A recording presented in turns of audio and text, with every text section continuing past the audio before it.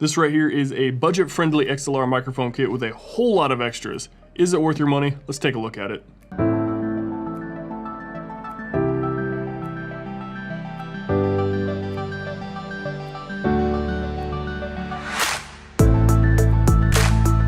What's up guys, Ryan B here with Rytech Gaming, and in this video we're taking a look at Tonor's brand new microphone, the TC20 XLR kit.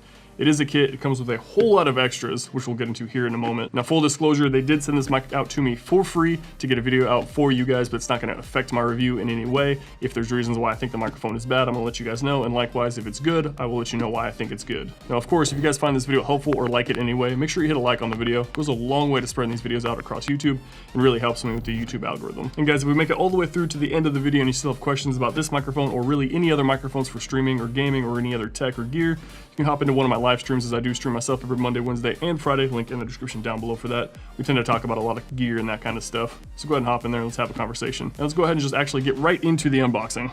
So here is the box of the Tonor TC20 XLR Condenser microphone kit. The box itself is fairly plain, nothing too fancy about it. There's a little list back here of everything that comes inside the box. But other than that, it's fairly plain on the outside. Let's go ahead and get her open and see exactly what's on the inside. You have this card here, that's the 2-year warranty card. It does come with a 2-year warranty. The instruction manual, which shows off everything that comes in the box. Go ahead and remove this and see what else we got. So we do have the boom arm right here. Full metal construction, really nice spring tension. Overall looks pretty sturdy. Go ahead and put that back for now. We have stand mount that goes under your desk for the desk clamp. It's got a nice little logo right there. Shines in the light pretty well. It's actually sturdier looking than my current one. We do have the shock mount as well.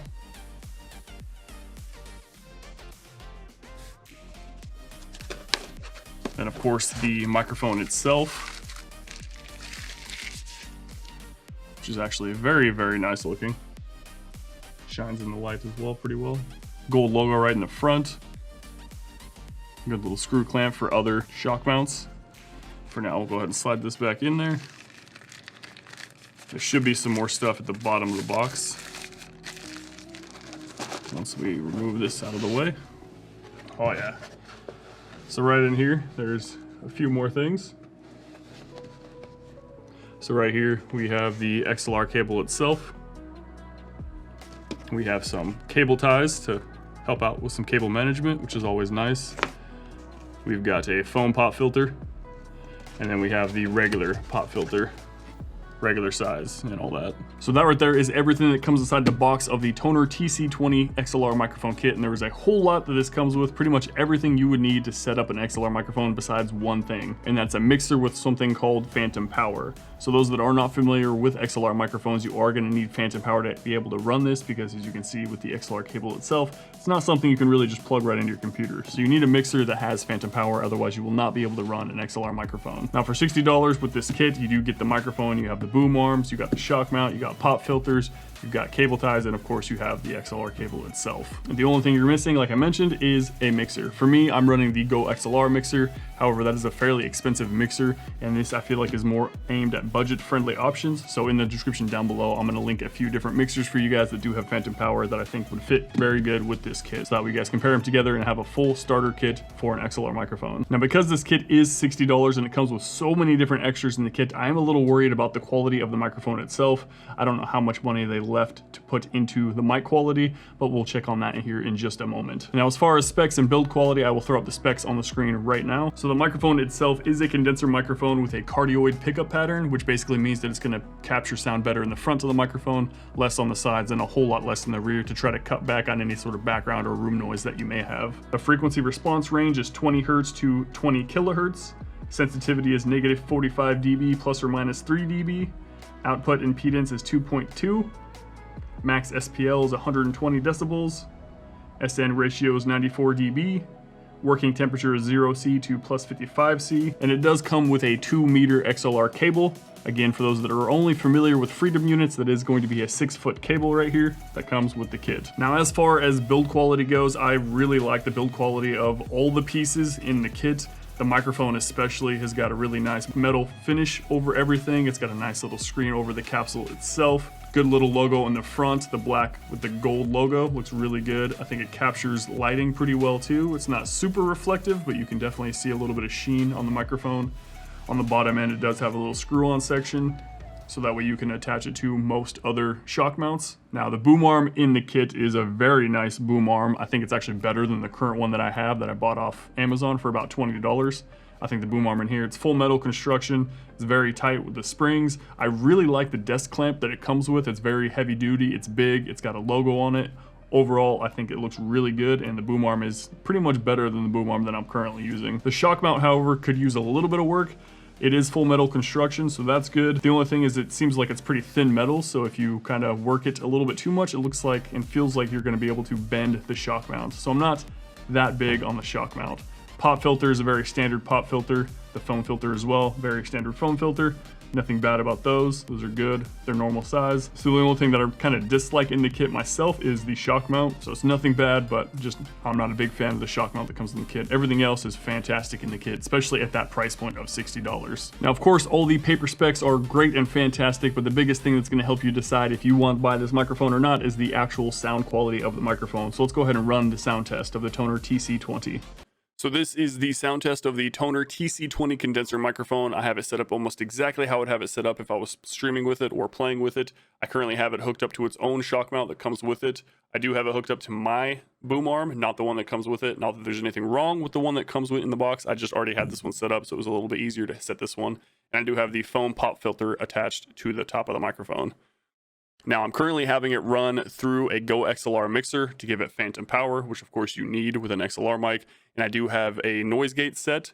You can see the settings for the noise gate right down here, just so you guys are aware what the settings are for that. And I also have an equalizer set up as well. Again, equalizer will be on the screen now for you guys. This is the typical equalizer that I use with my main microphone. I will drop it down to a flat equalizer here in a second so you guys can hear the sound difference of that. But this is how it would sound if we have some background noise with some intentionally louder than normal key clicks on the keyboard. Now if we have a bunch of mouse clicks, that was the mouse clicks. Now if we can hear the sound as I start to get further and further away from the microphone, it'll start to drop. And then if we get closer and closer to the microphone, as it starts to pick up and pick up and pick up when I get a lot closer to the microphone. Now I have adjusted the equalizer down to zeros across the board, so there is currently no equalizer running on the microphone, and this is exactly how it would sound. So there should be a slight difference in it. Probably some people won't be able to hear it, but now it is at a flat equalizer, so basically right out of the box, this is how it's going to sound. The noise gate is still on, so I can cut that off as well, and you'll start to hear some background noise from my PC and my fans now that the noise gate is completely off. So this is just raw, exactly what the microphone sounds without any sort of equalization or anything on top of it. So again, you can hear me as I'm kind of moving backwards, as I'm getting closer and closer to the microphone. And you can even hear some fan noise from the computer. So this is the sound test of the TC20 microphone. So that right there wraps up the sound test of the Tonor TC20 microphone.